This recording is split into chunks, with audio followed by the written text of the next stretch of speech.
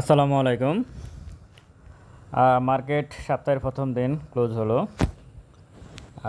50 পয়েন্টের মতো মাইনাস। এটা মার্কেটের জন্য দুর্ভাগ্যজনক। আসলে নতুন সরকার আসছে বিগত 15 বছর, 2010 সালের পর থেকে আসলে মার্কেটে খুব বেশি কেউ প্রফিট করতে পারে নাই। আমার মনে হয় না যারা রেগুলার মার্কেটে ছিল তারা কেউ প্রফিট করতে পারছে, কারণ 10 সালের পরে গিয়ে মার্কেট সবসময় নেগেটিভে ছিল। হয়তো কখনো উঠছে, যেমন 17 সালে একবার হয়তো আপ ট্রেন্ড গেছে, 20 সালের পরে গিয়ে একবার আপ ট্রেন্ড গেছে, কিন্তু মার্কেট কিন্তু যারা 10 সালে ঢুকছে তারা আর মার্কেট থেকে প্রফিট করে বের হতে পারে নাই। এটা হচ্ছে মার্কেটের সিনারিও গত 15 বছরের। তো নতুন সরকার আসছে 5ই অগাস্টের পর, কিন্তু এরপরও আসলে বাজার কেন ভালো হচ্ছে না? 5ই অগাস্টের পরেও কেন বাজার ভালো হচ্ছে না? নতুন সরকার আসার পরে তারা তো সব কিছুই রিফর্ম করতেছে। আসলে এটা কিছু কারণ আছে বলে আমি মনে করি। আশা করি আপনারা পুরো ভিডিওটা শুনবেন। আমি কোনো ক্যান্ডেল বা কোনো নির্দিষ্ট শেয়ার নিয়ে কথা বলবো না।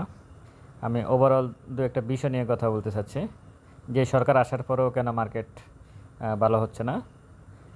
ভিডিওটা পুরোটা শুনলে হয়তো আপনাদের কোনো মানে পার্সোনালি উপকৃত হতে পারবেন সিদ্ধান্তগুলো নিতে। সর্বপ্রথম কথা হচ্ছে, সরকার আসার পরে তারা কিছু রিফর্ম করছে। সিকিউরিটি এক্সচেঞ্জ কমিশনের যিনি চেয়ারম্যান বর্তমান, মাকসুদ সাহেব, তো উনি আসেই সর্বপ্রথম দুর্নীতি বিরোধী যে অভিযান, পুরো সরকারই এটা করতেছে, তো উনিও এসে সংস্কার শুরু করছে। আপনারা একটা জিনিস মাথায় রাখেন, আপনারা যে ক্যান্ডেলটা দেখছেন 1000 পয়েন্ট বাড়ছে। ভিডিওটা একটু বড় হবে, আপনারা শুনবেন আশা করি। 1000 পয়েন্ট বাড়ছে এখানে। এই 1000 পয়েন্ট কিন্তু এখন যারা বিনিয়োগকারী তারা বাড়ায় নাই। এই 1000 পয়েন্ট কিন্তু বাড়াইছে ব্যাংকের যে শেয়ারগুলো বাড়ছে, বা ফাইন্যান্সিয়াল ইনস্টিটিউটগুলো অথবা মিউচুয়াল ফান্ডগুলো, এরা কিন্তু শিবলি রুবাইতুল ইসলামের যারা আছে তারাই বাড়াইছে। হিরো সাইদুর রহমান যারা আছে তখনও কিন্তু তাদের ব্যাংক অ্যাকাউন্ট, তাদের বিও অ্যাকাউন্ট কোনো কিছুই ফ্রিজ করা হয় নাই, তখনও ফ্রিজ করা হয় নাই। তারা ভাবছিল হয়তো তারা মার্কেটকে যেভাবে 1400 পয়েন্ট মাইনাস করছে এভাবে হয়তো টেনে তুলে দেবে। তা না হলে হয়তো তারা তো অনেক দুর্নীতি করছে, এই কারণে হয়তো তারা চেষ্টা করছে যে যাতে মার্কেটটাকে তুলে দেবে। কিন্তু যখনই তাদের অ্যাকাউন্ট ফ্রিজ করে দেওয়া হয়েছে, এটা কিন্তু 3 দিন, 1 দিন 2 দিন 3 দিন 4 দিন 5 তারিখের পরে 4টা ওয়ার্কিং ডেজে কিন্তু 1000 পয়েন্টের মতো বাড়ছিল। কিন্তু যখন তাদের অ্যাকাউন্ট ফ্রিজ করে দেওয়া হয়েছে, তাদের বিও অ্যাকাউন্ট ফ্রিজ করে দেওয়া হয়েছে, বিও অ্যাকাউন্টে কোনো শেয়ার থাকলে সেগুলো বন্ধ করে দেওয়া হয়েছে, লেনদেন করা যাবে না। ভালো, কিন্তু এই আটজনের ব্যাঙ্ক অ্যাকাউন্টে বিও অ্যাকাউন্ট জব্দ করেছে। 8জনও তো শেয়ার বাজারে প্লে করে নাই। তাদের অনেক সাঙ্গপাঙ্গ অনেক লোকজন আছে না এই মার্কেটে। 15 বছর ধরে তো তারাই 8জন ছিল না এই মার্কেটে, আরও অনেক লোক ছিল।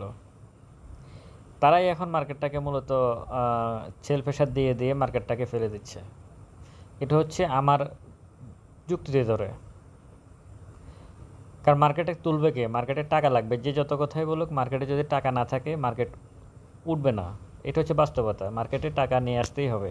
এখন এটা কি বিএনপি গণনার লোক নিয়ে আসবে, না আওয়ামী লীগ গণনার লোক নিয়ে আসবে, না কে নিয়ে আসবে, না আইসিবি নিয়ে আসবে, কে নিয়ে আসবে, এটা এটা অন্য বিষয়। কিন্তু 700 শেয়ারকে উপরে তুলতে হলে ডেইলি 1000 কোটি টাকার উপরে লেনদেন লাগবে। তা না হলে এই 700 শেয়ারকে এই তোলা যাবে না। সুতরাং শিবলি রিবায়তুল ইসলামের যে গং, তারাই আসলে মার্কেটকে এখন এই মুহূর্তে অস্থিতিশীল করতেছে। যেহেতু তাদের সমস্ত কিছু বন্ধ করে দিয়েছে, কিন্তু তাদের তো অনেকগুলো বিষয় আছে এখানে। এটা একটা বিষয়।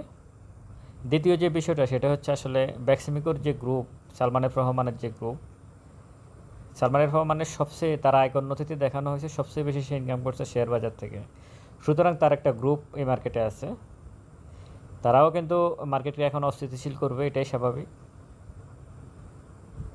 এই কারণে অস্থিতিশীল হচ্ছে।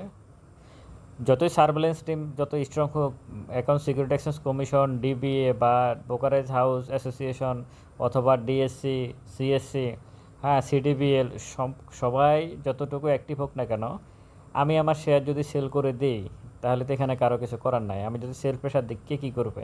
কিছু তো করার সুযোগ নাই। তো তারা সেল করতেছে।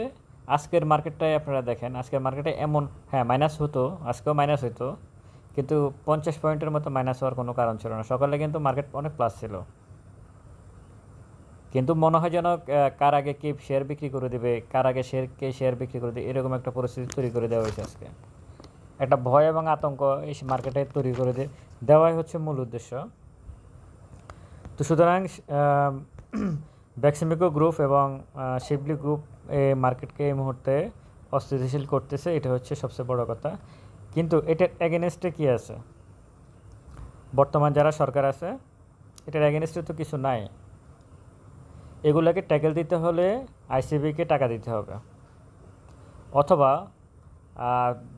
বাংলাদেশ ব্যাংক থেকে একটা প্রণোদনা দিতে হবে যে ব্রোকারেজ হাউসগুলো আছে তাদেরকে।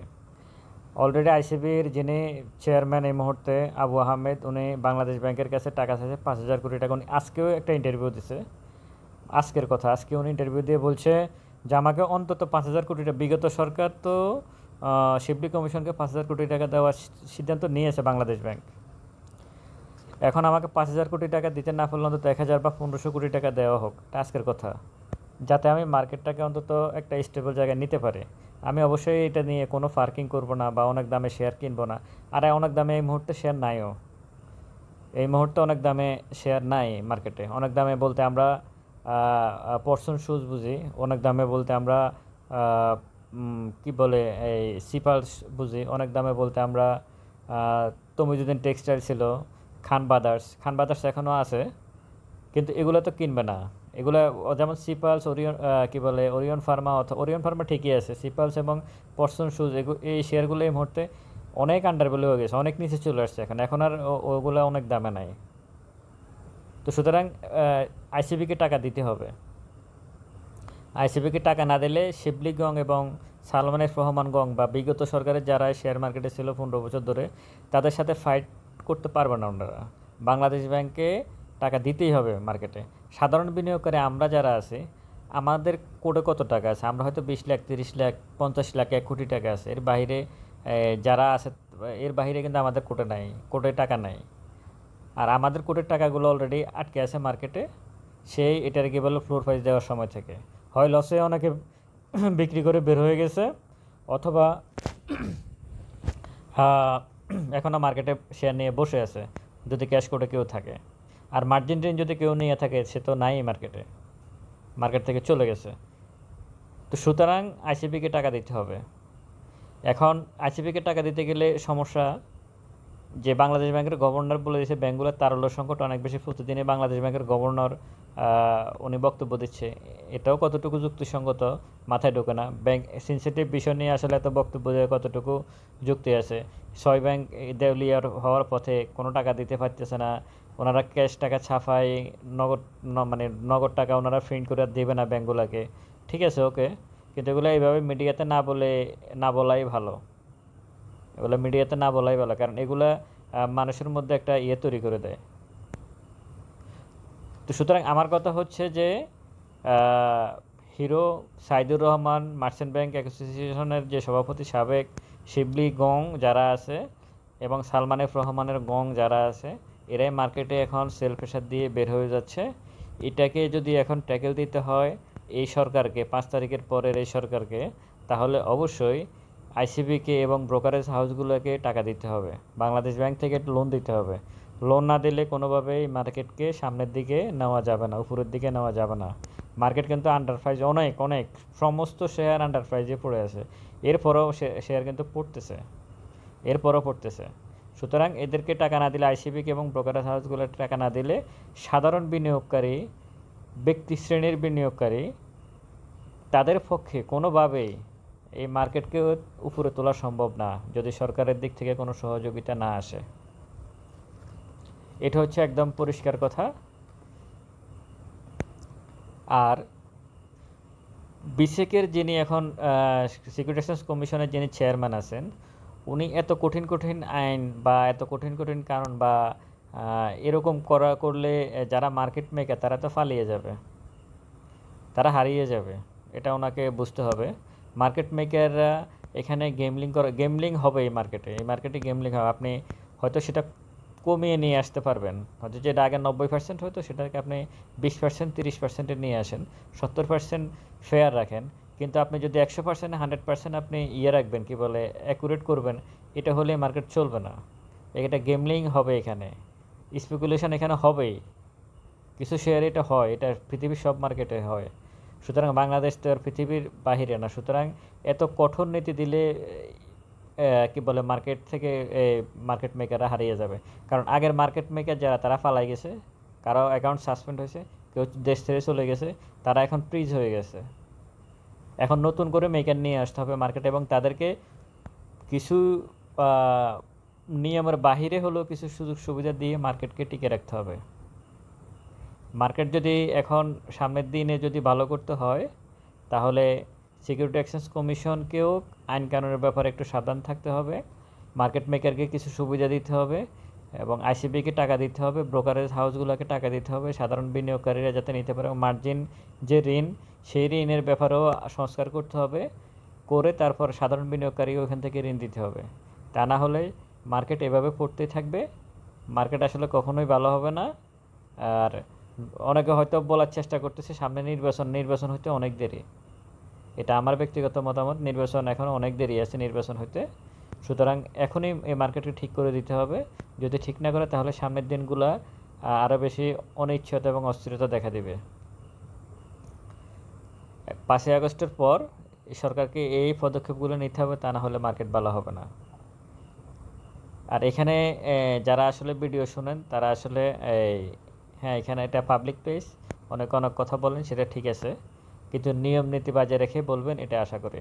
কারণ যারা কথা বলে তাদের প্রোফাইলে গিয়ে ঢুকে দেখি কিছুই নেই। ভালো থাকবেন সবাই। আসসালামু আলাইকুম।